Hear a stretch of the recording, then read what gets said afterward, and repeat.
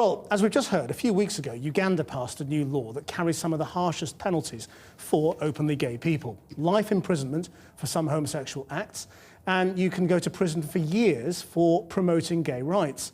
President Obama is among the world leaders to attack the law, but it was influenced by a small group of Americans.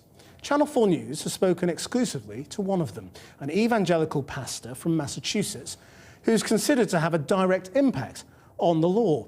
Inigo Gilmore went to Boston to meet the man who says it's his mission to protect civilization from the homosexual movement.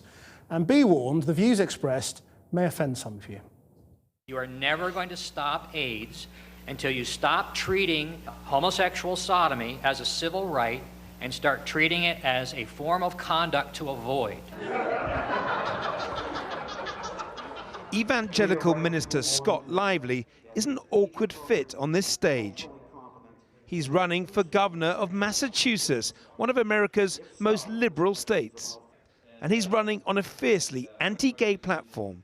At this hustings run by a local gay rights group in Boston, his message was widely greeted with derision and ridicule. Why would we be propping up homosexual relationships instead of encouraging people into healthy, normal families? It's completely backwards. How dare you say that homosexuality and pedophilia are equated? Well, they are equated. They are equated.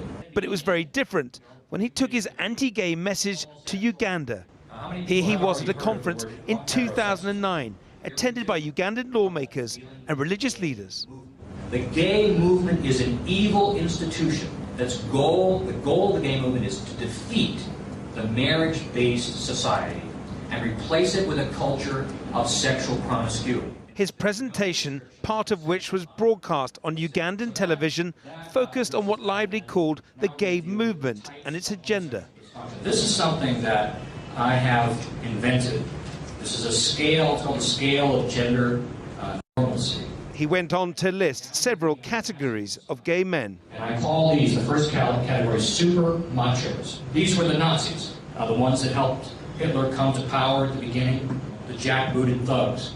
You have what I call monsters. They're serial killers, mass murderers. They're people, they're sociopaths. This is the kind of person that it takes to run a gas chamber, right?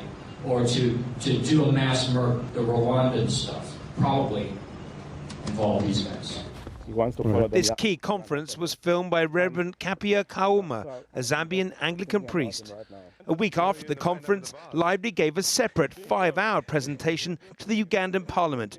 And the following week, some MPs said it was time for a new anti-gay law. Every talking point of Scott Lively was in that bill. Scott Lively is bringing the narrative that there is a movement to recruit young people into homosexuality. That is something which was not there. It becomes now the new rationale for having the new law in Uganda. How are you? I met Dr. Lively to ask how he had influenced the law in Uganda. The legislation that came out, which evolved from the time that you were going there, has brought in very harsh punishments against homosexuals in Uganda. Well, I've always Are you happy about that? I have mixed feelings about the Ugandan law, right? I support the provisions of the law that increase penalties for homosexual pedophilia. I support the clauses in the law that enhance penalties for intentionally spreading AIDS through sodomy, right? I do not support, and never did support, the harsh penalties in terms of long prison sentences. I don't believe in that. I never have. I didn't suggest that to them when they brought it up. But that's a direct consequence of the hysteria that you helped to create, isn't it? So you say.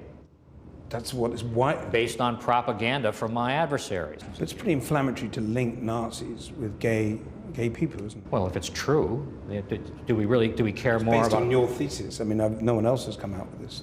Well, it's people don't have a lot of courage in standing up to the gay bullies, but the facts of history are manifest. Dr. Lively rejected the idea that he had been responsible for stirring up anti-gay hatred in Uganda. Give me a name. Give me a name of somebody that's But I been driven repeatedly there from their pushed him to account for his most controversial Not a comments, single person. such as labeling some gays as monsters and linking gays both to the Nazis and the Rwandan genocide. You then directly linked it to a neighboring country of Uganda, where they had a genocide, and you said it's probably involved these guys, talking about gays, in Rwanda. You started suggesting the Rwandan Did you watch genocide. the whole? I'm looking at it now. This is you here now. Did you watch the whole? I'm watching the clips. This is you. If you watch the whole segment, you find out that when I'm talking about the monsters, I'm saying that's an extremely small number of people. But you're referring to gay people as monsters, as super macho. Some of them are. You say, you're saying they're Some of them bestial, are. they're animalistic. Some of them are. The president of your country is wholeheartedly against this legislation. Obama? He's condemned it. He's condemned it. But you're a citizen of this country and you're going there to influence what's happening. I think Mr. Obama may well be a homosexual himself. He's certainly a radical homosexualist, meaning a person, whether homosexual or not, who is 100% invested in the homosexual. So you think President Obama is a homosexual? I think he may be. He is lending the weight of his office to a movement that's goal is to overturn the Judeo-Christian sexual ethic and replace it with the gay ethic of sexual anarchy. God bless you. I hope you overcome your problem. Dr. Lively's opinions are often greeted with derision, even abuse, in liberal America. And have you sought psychiatric care? No, I never needed it. I would advise that. Yeah, I know. Strongly. So in Massachusetts, his opinions appeared to carry little weight beyond his Mission coffee shop in the small town of Springfield. Okay, bye now. Yet this same man was heralded as an important scholar in Uganda who influenced some of the most draconian anti-gay laws in the world.